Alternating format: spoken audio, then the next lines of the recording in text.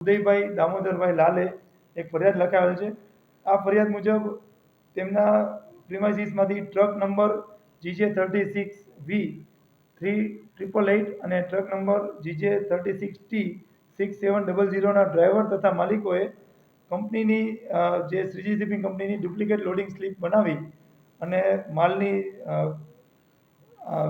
સગે વગે કરેલ છે માલ, અને આ માલની ઉચાપત કરતી વખતે તેમણે પોતે મેળાપીપણું કરી અને કાવતરું રચીને અગાઉથી સ્લીપ બનાવેલી છે અને સ્લીપ મુજબ 80 મેટ્રિક ટન કોલસો અંદાજિત કિંમત ₹4 લાખનો ભરી અને ફરિયાદીની કંપની સાથે છેતરપિંડી કરેલ હોય ટી પાટિયા પાસેથી એક બાતમી મળી અને એ બાતમી આધારે એમણે આઈસર GJ36V6984 નંબરવાળું ઊભું રખાવી અને ચેક કરતા આઈસરમાં પ્લાસ્ટિકની બોરીઓ ભરેલી હતી અને આ બોરીઓમાં શું છે એ પૂછતા શંકાસ્પદ જવાબ મળતા આ આઈસરની બોરીઓને ચેક કરતા એમાં યુરિયા ખાતર ભરેલું હોવાનું જાણવા મળેલ।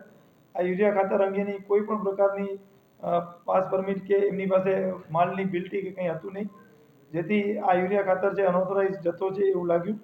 અને આ ડ્રાઈવરનું નામ છે પ્રવીણભાઈ રણજીતભાઈ ઠાકોર અને પૂછપરછ દરમિયાન એટલું જણાઈ આવેલ કે 350 બોરી યુરિયા ખાતર છે, જેનું વજન કરાવતા 16,280 અને જેની કિંમત 97,680ની થાય છે, જેને આઈસરની કિંમત ₹7 લાખ સાથે 7,97,000ના મુદ્દામાલ સાથે આ ટ્રક ડ્રાઈવરની ધરપકડ કરવામાં આવેલી અને ટ્રક ડ્રાઈવરની પ્રાથમિક પૂછપરછ દરમિયાન તે આ મુદ્દામાલ છે એ મોરબીના ગાળા પાટિયા પાસેથી એક કન્ટેનરમાંથી ભરીને આવેલ હતા, જે ચોરીનો માલ કહી શકાય, અને આ માલ છે એ અમદાવાદના કોઈ વેપારીએ મંગાવેલ હોવાનું હાલ જાણવા મળે છે।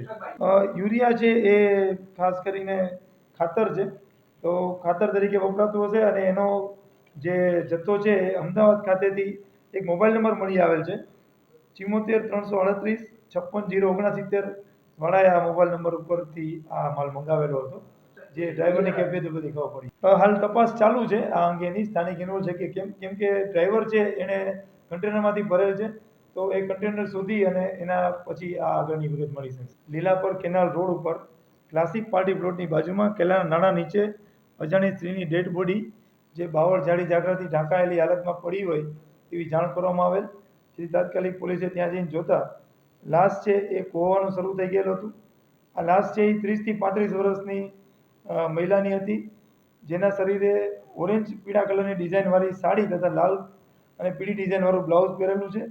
તેના ડાબા હાથે સુનીલા ભેરુભાઈ એવું હિન્દીમાં ત્રોફાવેલું છે અને આ લાશ છે એ અજાણી કોઈ મહિલાની હોય હજી સુધી ઓળખ સ્થાપિત થઈ શકી નથી, માટે આ લાશની કોઈને ઓળખ થાય તો તાત્કાલિક મોરબી સિટી એ પોલીસને જાણ કરવામાં આવે, જરૂર પડે જાણ કરનારનું નામ પણ ગુપ્ત રાખવામાં આવશે। અચ્છા, જે લાશ મળી આવી છે એ શંકાસ્પદ હાલતમાં મળી આવી છે, જેથી મરણનું ચોક્કસ કારણ જાણવું જરૂરી છે, એટલે હાલ અકસ્માત નોંધ નથી અને આ લાશની જે પીએમની કાર્યવાહી છે એ એફએસએલ ડૉક્ટરની હાજરીમાં થાય એ માટેની કાર્યવાહી કરવામાં આવી રહેલ છે। ત્યારબાદ એફએસએલના પીએમના રિઝલ્ટ પછી આગળની કાર્યવાહી થવામાં આવશે। તો જી એની પોતાની ટીમ સાથે પેટ્રોલિંગ કરી રહી હતી, એમાં દરમિયાનમાં એક બાતમી મળી કે તરખિયા ગામ, જે આપણું વાંકાનેર તાલુકાનું તરખિયા ગામ છે, એ ગામની સીમમાં આવી કોઈ બ્લાસ્ટ કરવાની પ્રવૃત્તિ કરવાની તૈયારી કરી રહેલ હોવાની માહિતી સાથેના પોકોન્સ મુકેશભાઈને મળી। મુકેશભાઈની આ માહિતી વેરીફાઈ કરતા એસઓજીની ટીમ સાથે ડીવાયએસપી એસએચ સારડા અને એસઓજીના પીઆઈ મયંક પંડ્યા ટીમ લઈ ચારે તરફથી એ જગ્યાને કોર્ડન કરવામાં આવી। આ જગ્યા છે એ દેખીતો ડુંગર ટાઈપની જગ્યા હતી અને થોડી દુર્ગમ વિસ્તાર પણ કહી શકાય, જ્યાં વાહન છેટ સુધી ન જઈ શકે એવી જગ્યા હતી।